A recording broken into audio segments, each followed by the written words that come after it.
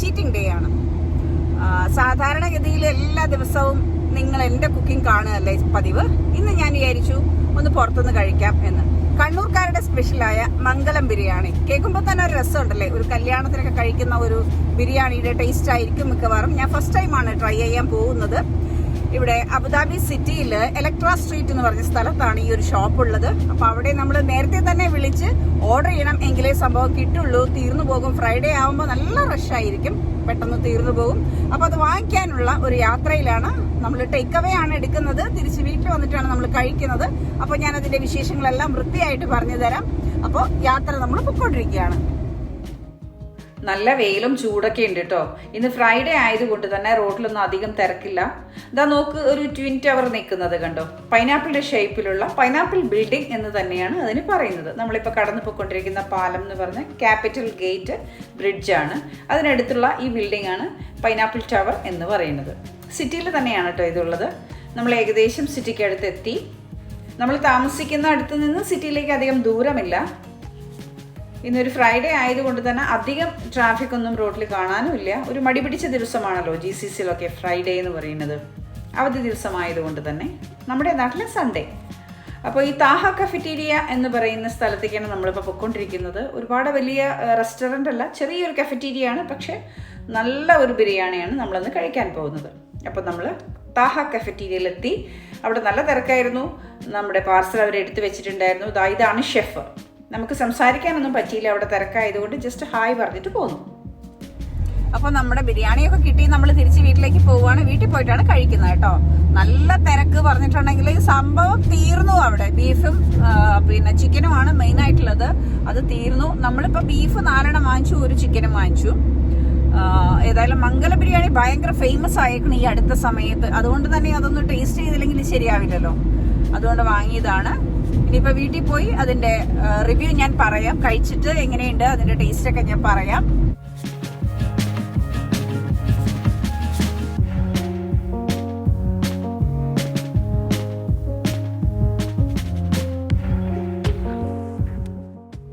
അപ്പൊ കണ്ണൂർ സ്പെഷ്യൽ മംഗല ബിരിയാണി നമ്മൾ വാങ്ങിച്ചു വന്നു. പോയ വിശേഷമൊക്കെ ഞാൻ പറഞ്ഞല്ലോ, അത് വാങ്ങിക്കാൻ പോയ വിശേഷമൊക്കെ. അപ്പൊ ഏതായാലും നമുക്കിതൊന്ന് ടേസ്റ്റ് ചെയ്യാം. ചിക്കൻ ബിരിയാണിയും ബീഫ് ബിരിയാണിയാണ് നമ്മൾ വാങ്ങിയിരിക്കുന്നത്. ഒരു ഡെസേർട്ടായിട്ട് അവർ നമുക്ക് തന്നിരിക്കുന്നത് ഒരു പായസമാണ്, ഖീർ. പിന്നെ ആസ് യൂഷ്വൽ നമുക്ക് കിട്ടുന്ന സലാസ് ഇതിലുണ്ട്. ആദ്യം തന്നെ നമുക്ക് ബീഫ് ബിരിയാണി ഒന്ന് ട്രൈ ചെയ്യാം. ബീഫ് നമ്മുടെ പ്രിയപ്പെട്ട വിഭവമാണല്ലോ. അപ്പോൾ അതുകൊണ്ട് ബീഫ് ബിരിയാണി തന്നെ ആദ്യമാവട്ടെ. എനിക്ക് ബീഫ് ഭയങ്കര ഇഷ്ടം കേട്ടോ. ബീഫിൻ്റെ എന്താണെങ്കിലും ഈ പറയുന്ന പോലെ ബീഫ് പൊറോട്ട, കപ്പ ബീഫ്, ഈ വക സാധനമൊക്കെ വലിയ ഇഷ്ടമാണ്. ബിരിയാണി അതിലേറെ ഇഷ്ടമാണ്. നമുക്ക് അച്ചാറുണ്ട്, ചമ്മന്തി ഉണ്ട്. ഇനി നമുക്കിത് പാത്രത്തിലേക്കൊന്ന്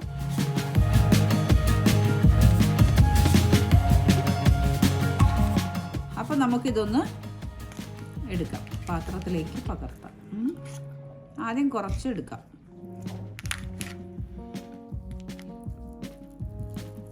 നല്ല വെന്ത പീസ് കേട്ടോ, ഉണ്ടോ? നല്ല പോലെ വെന്തിട്ടുണ്ട്. നമുക്ക് ചോറിൽ മിക്സ് ചെയ്യാം, കഴിക്കാം.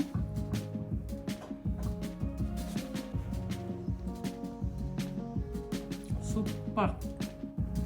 വളരെ ലൈറ്റായ ബിരിയാണിയാണ്. അധികം മസാല കുത്തോ നെയ്യൊക്കെ ഒഴിച്ച് ബുദ്ധിമുട്ടിച്ചിട്ടില്ല. ലൈറ്റായ ഫീലാണ് ഇത് കഴിക്കുമ്പോൾ. നല്ല ടേസ്റ്റി ബിരിയാണി. ബീഫാണ് ഇപ്പം ഞാൻ എടുത്തത്. ഇനി നമുക്ക് ചിക്കൻ ഒന്ന് ട്രൈ ചെയ്ത് നോക്കാം. അപ്പം ബീഫ് കഴിച്ചല്ലോ. ബീഫിൽ എനിക്ക് വളരെ ഇഷ്ടപ്പെട്ടു. അതിൻ്റെ റൈസൊക്കെ വളരെ ഇഷ്ടപ്പെട്ടു. പക്ഷേ ബീഫ് കഴിക്കുമ്പോൾ എപ്പോഴും എല്ലോട് കൂടിയ മാംസമാണെങ്കിൽ ഒരു പ്രത്യേക ടേസ്റ്റാണ്. ഇത് എല്ല് കുറവുള്ളൊരു മാംസമായിട്ടാണ് തോന്നിയത്. അപ്പോൾ സെയിം അച്ചാറുണ്ട്, ചമ്മന്തി ഉണ്ട്, ഇതൊക്കെ തന്നെ അതിൽ സൈഡ് ഡിഷായിട്ട് വെച്ചിട്ടുണ്ട്. ഇനി നമുക്ക് ഇതൊന്ന് എടുക്കാം.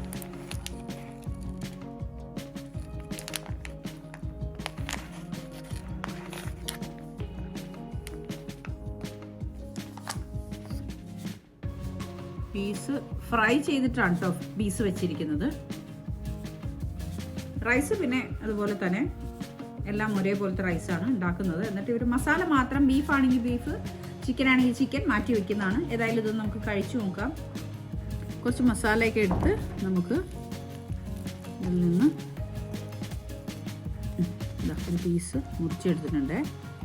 ഇനി ഇത് നമുക്ക് ഈ റൈസിൽ വെച്ചൊന്ന് കുഴച്ചിട്ട് കഴിക്കാം.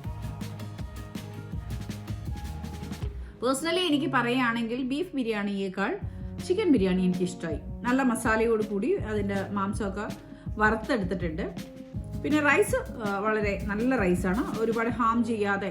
ഹാം ചെയ്യുക മീൻസ് ഞാൻ ഉദ്ദേശിച്ചത് മസാല കുത്തും നെയ്യൊക്കെ ഉണ്ടെങ്കിൽ നമുക്ക് ഭയങ്കരമായിട്ട് കഴിക്കാൻ പറ്റില്ല, ഭയങ്കര ഹെവി ഫീൽ ചെയ്യും. അങ്ങനെയുള്ളൊരു ഹെവി ഒന്നും ഫീൽ ചെയ്യുന്നില്ല. അപ്പം ചമ്മന്തിയൊക്കെ വളരെ ടേസ്റ്റി ആയിട്ട് എനിക്ക് ഫീൽ ചെയ്തു കേട്ടോ. നല്ല എരിവൊക്കെ ഉണ്ട്, അത്യാവശ്യം കുഴപ്പമൊന്നുമില്ല. പിന്നെ 10 ദിർഹംസേ ഉള്ളൂ ഈ ബിരിയാണിക്ക്. അതായത് സാധാരണക്കാർക്ക് കഴിക്കാൻ പറ്റുന്ന, ഒരു നേരം കഴിക്കാൻ പറ്റുന്ന നല്ലൊരു റീസണബിൾ പ്രൈസായ ഒരു ബിരിയാണിയാണ്.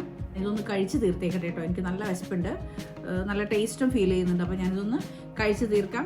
പിന്നെ ഇതിൻ്റെ ലൊക്കേഷൻ, ഈ ഷോപ്പിൻ്റെ ലൊക്കേഷൻ ഞാൻ ഡിസ്ക്രിപ്ഷൻ ബോക്സിൽ കൊടുക്കുന്നുണ്ട്. അബുദാബിയിലുള്ളവർക്ക് വളരെ എളുപ്പത്തിൽ പോയി വാങ്ങിക്കാവുന്നതാണ്.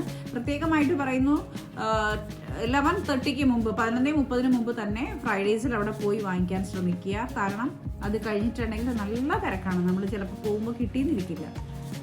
അപ്പോൾ ഞാൻ ഈ സള്ളാസൊക്കെ ചേർത്ത് ലാവിഷായിട്ട് ഈ ബിരിയാണി ഒന്ന് കഴിച്ചു തീർക്കട്ടെ. അപ്പോൾ ഇനി അടുത്ത വീഡിയോയിൽ എൻ്റെ കുക്കിംഗ് ആയിട്ട് കാണാം. അതുവരെ എല്ലാവരും സേഫ് ആയിരിക്കുക, സുഖമായിരിക്കുക. എല്ലാവർക്കും നല്ലത് മാത്രമേ ഉണ്ടാവട്ടെ. അപ്പോൾ വീണ്ടും കാണാം. Thank you very much.